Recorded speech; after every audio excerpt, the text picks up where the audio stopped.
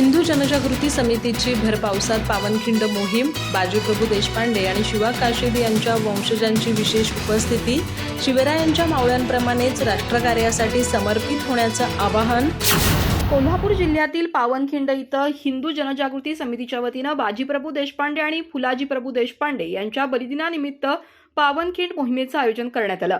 भर पावसात पार पडलेल्या या मोहिमेत इतिहासाचं स्मरण, घोषणांचा जयघोष आणि राष्ट्रनिष्ठेचा संकल्प यामुळे संपूर्ण परिसर शिवमय झाला.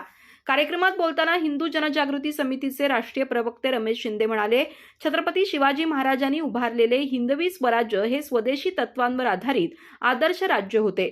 नरवीर बाजीप्रभू देशपांडे, नरवीर शिवा काशीद, फुलाजी प्रभू आणि असंख्य मावळ्यांनी स्वराज्यासाठी प्राणार्पण केलं. त्यांचाच आदर्श समोर ठेवून शिवरायांच्या मावळ्यांप्रमाणे हिंदू राष्ट्रासाठी बलिदान करण्याचा संकल्प प्रत्येकानं केला पाहिजे. यावेळी सनातन संस्थेच्या धर्मप्रसारक सद्गुरू स्वाती खाडे यांनी छत्रपती शिवाजी महाराजांनी संघर्षातून हिंदवी स्वराज्य निर्माण केलं, त्याचप्रमाणे संघर्षाशिवाय हिंदू राष्ट्राची स्थापना शक्य नाही. रामराज्य स्थापनेसाठी प्रत्येकानं नेहमीच श्रीराम जय राम जय जय राम हा नामजप करावा असं आवाहन केलं. नरवीर शिवा काशीद यांचे वंशज आनंदराव काशीद यांनी इतिहास केवळ स्मरणात न ठेवता तो आचरणातून जगण्याची गरज व्यक्त केली. कार्यक्रमाला नरवीर बाजीप्रभू देशपांडे यांचे वंशज संदेश देशपांडे आणि निलेश देशपांडे, सरदार कमळोजी साळुंखे यांचे वंशज सुहासदादा साळुंखे यांची विशेष उपस्थिती लाभली.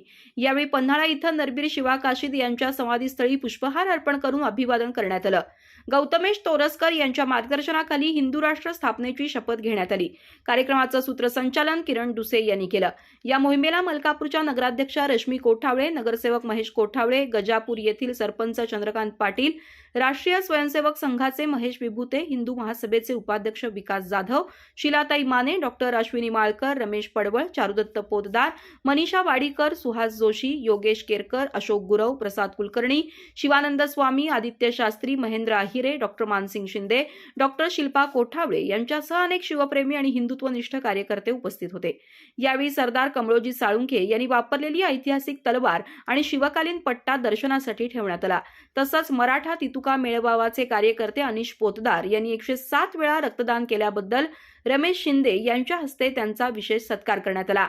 आई बागजाई देवी शक्ती दे, विशाळगडाला मुक्ती दे, नरवीर बाजीप्रभू देशपांडे आणि नरवीर शिवा काशीद यांचा विजय असो, तसंच हर हर महादेवच्या घोषणांनी पावनखिंड परिसर दुमदुमून गेला आणि इतिहासाच्या स्मृतींना उजाळा देणाऱ्या या मोहिमेची प्रेरणादायी वातावरणात सांगता झाली. अधिक माहिती आणि ताज्या घडामोडींसाठी आजच आमचे चॅनल सबस्क्राईब करा.